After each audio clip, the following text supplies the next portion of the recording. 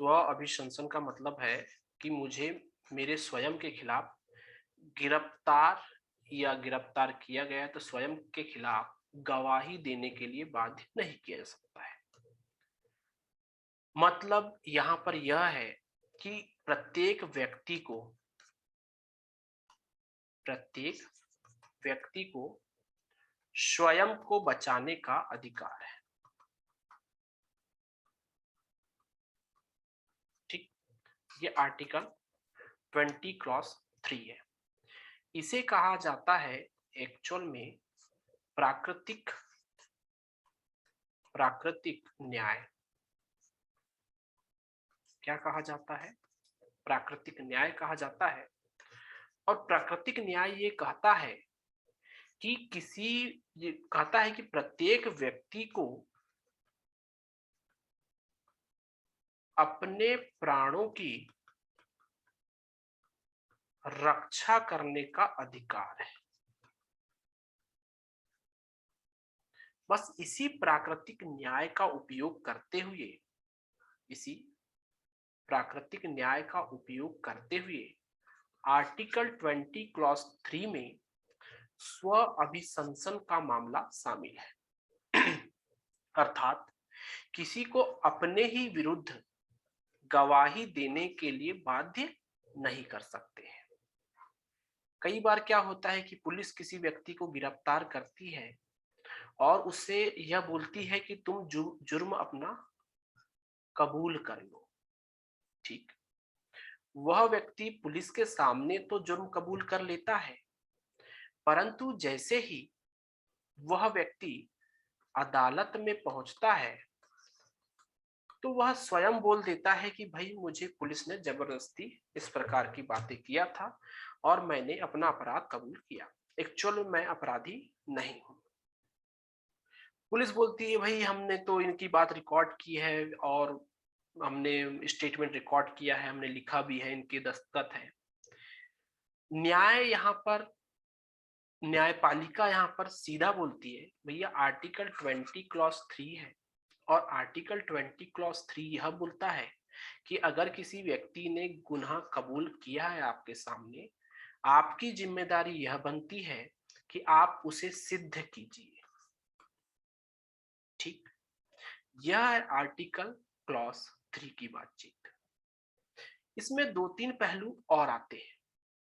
इसमें पहलू यह आता है कि इसमें कुछ चीजों को अपवाद स्वरूप शामिल किया गया है, कुछ चीजें यहाँ पर एक्सेप्शन के रूप में शामिल की गई है।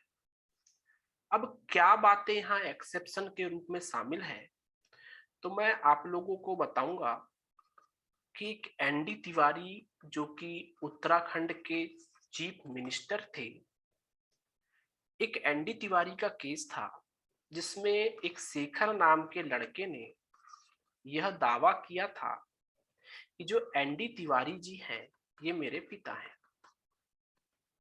ठीक है, आप स्वयं जानते हैं कि जो हमारे देश में राजनेता होते हैं इनके कभी भी कोई भी पुत्र, कभी भी कोई भी पुत्रियां एकदम से आ जाती, इसमें कोई बड़ी बात नहीं है।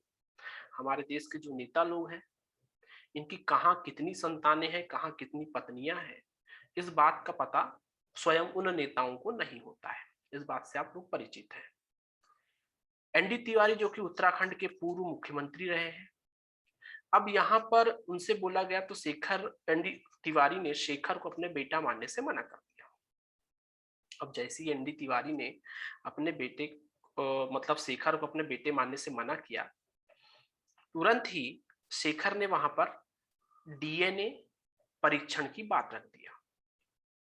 जब शेखर ने डीएनए परीक्षण की बात रखा तो इन्होंने अपना डीएनए परीक्षण नहीं करवाने का यह तर्क दिया कि किसी भी व्यक्ति को स्वयं के विरुद्ध गवाही देने के लिए बाध्य नहीं किया जा सकता है। तो इसी आर्टिकल 20 क्लॉज 3 स्व अभिशंसन का उन्होंने अपने वकील के माध्यम से बात रखी। फाइनली वो यह भूल गए थे कि आर्टिकल 20 क्लॉज 3 में ही अपवाद स्वरूप ही शामिल किया गया है और वह शामिल किया गया है कि साइंटिफिक रिसर्च या अनुसंधान के लिए आपके शरीर से डेटा को कलेक्ट किया जा सकता है। और इस तरीके से फिर डीएनए कलेक्ट किया गया और डीएनए कलेक्ट करने के बाद अंततः यह प्रूफ हुआ कि एनडी तिवारी जी का बेटा ही शेखर है। और फाइनली जब उनका देहांत हुआ तो शेखर ने ही उनको मुखाग्नि भी प्रदान की थी। तो यहां पर आप समझ चुके होंगे कि मैं क्या बताना चाह रहा हूं। इसमें आर्टिकल 20 क्लॉज 3 में ही कुछ अपवाद स्वरूप चीजें शामिल है। ठीक, क्लियर हुई बात?